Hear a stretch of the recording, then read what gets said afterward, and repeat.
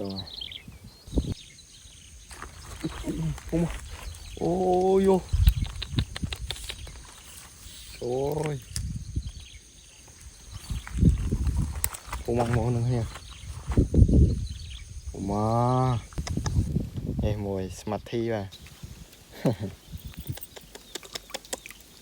Trời ơi. Thích thót mình. Hello ก็សួស្តីបងប្អូនសាជាថ្មីមកកាន់ channel របស់ខ្ញុំបាទសំអូន KH ម្ដងទៀតហើយថ្ងៃនេះចេញដំណើរទៅខាងជ្រួយព្រីងដែរបងប្អូនគឺស្ទូចត្រីផ្ទក់ត្រីនិងត្រីក្រាញ់បងប្អូនទាំងអស់គ្នាហើយសមមិញមេឃក៏ភ្លៀងចាំមើលថ្ងៃហ្នឹងនឹងស្ទូចបានអត់បងប្អូនឥឡូវយើងក៏មកដល់កន្លែងដែលយើងត្រូវស្ទូចហើយថ្ងៃនេះយើងលេងនៅចង្រិតមិនដែរបងប្អូនទាំងអស់គ្នាចាំមើលតាមដានទស្សនាចូលលទ្ធផលប្រហែលបងប្អូនអរគ្នាហើយចាំជួយ like ជួយ share បងប្អូនអរគ្នាហើយបងប្អូនដែលចូលមើលវីដេអូនេះហើយសូមជួយចុច subscribe ម្នាក់មួយផងបងប្អូនដើម្បីឲ្យខ្ញុំមានកម្លាំងចិត្តធ្វើវីដេអូថ្មីៗឲ្យបងប្អូនទស្សនាទៀតបងប្អូនសូមអរគុណបងប្អូនទាំងអស់គ្នាត្រីទី1តាមដានទស្សនាទាំងអស់គ្នានៅចៃហើយជីហើយ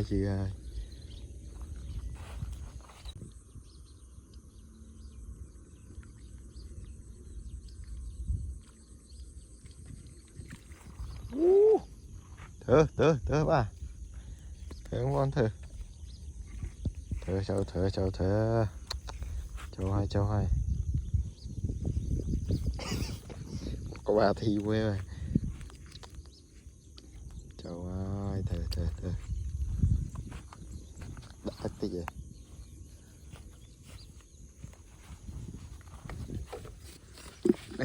mua đấy rồi chia mùi tiên trời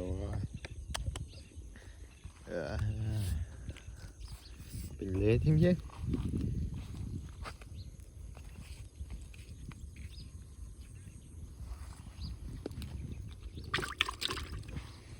trời ơi chlat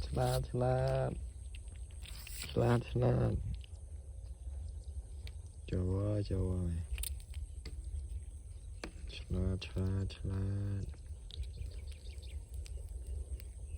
wow sử dụng lốc mấy à bình lề vậy ra lời cái này lên xe không có đâu đâu cái này thay xin không cái này thay xì chai không có từ to tầm thượng không có được nha làm đàn mới từ lại một ai bên dây xì chai không có được to làm đàn từ xa được không đi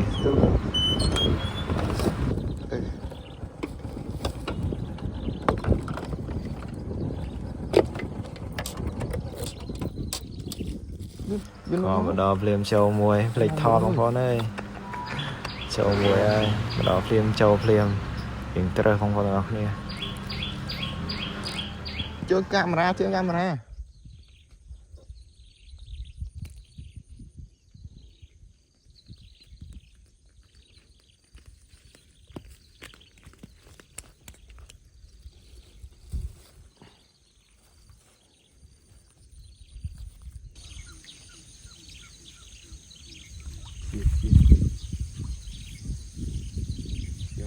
kia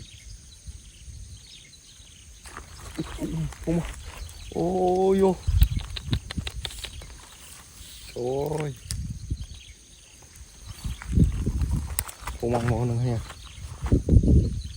mà trời ơi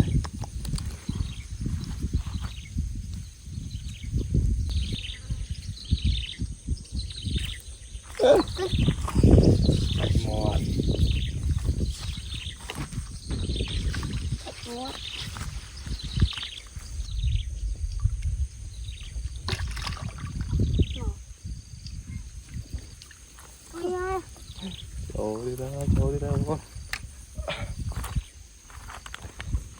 Cana đây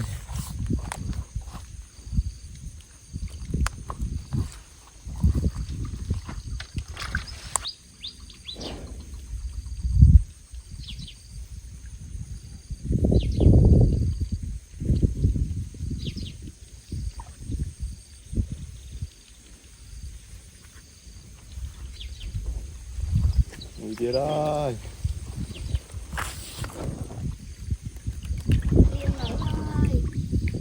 Liền á. Thấy nè.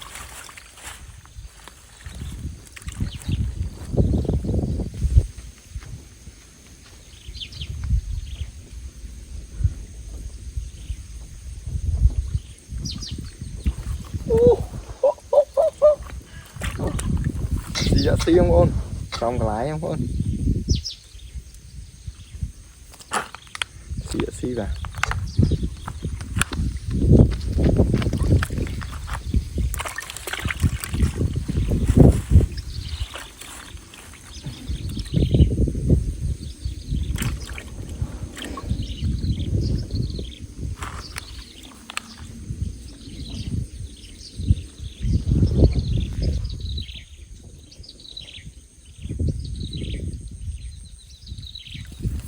Từ đó.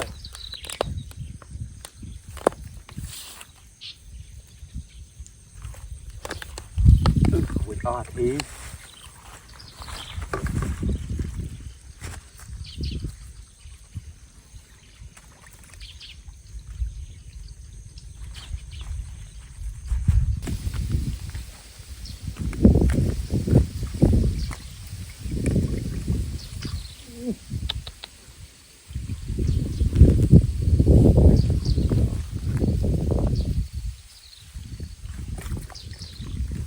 Mang kê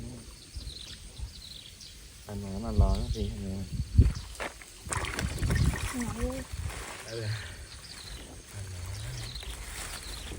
Nó chuyên sư sư chơi tất cả cái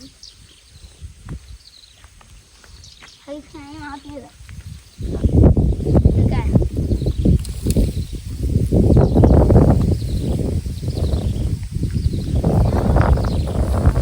nó xử lý rồi được cả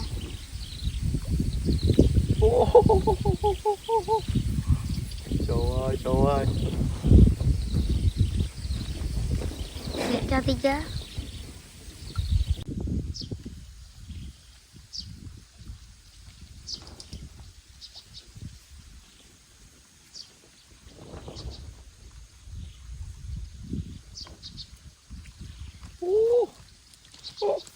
quá thì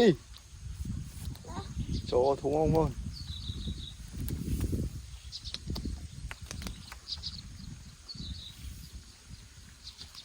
Mong mong học đi ơi. Click thom ông phao nữa cho mùi. Smart. Israel. Cho.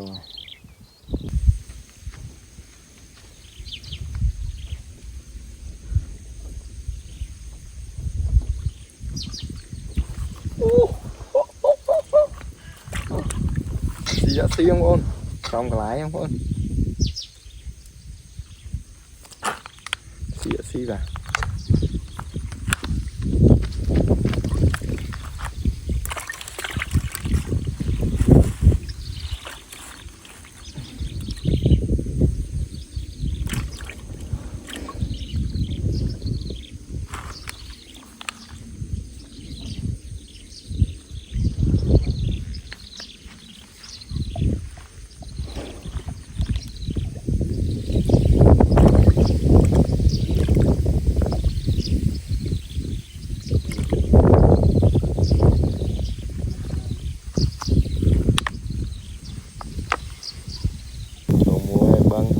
Băng em mùi smart thi vào. Trời ơi tích thoát mình.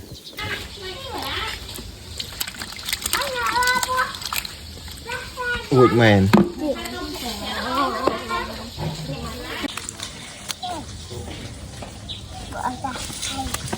Tiên Tiên ơi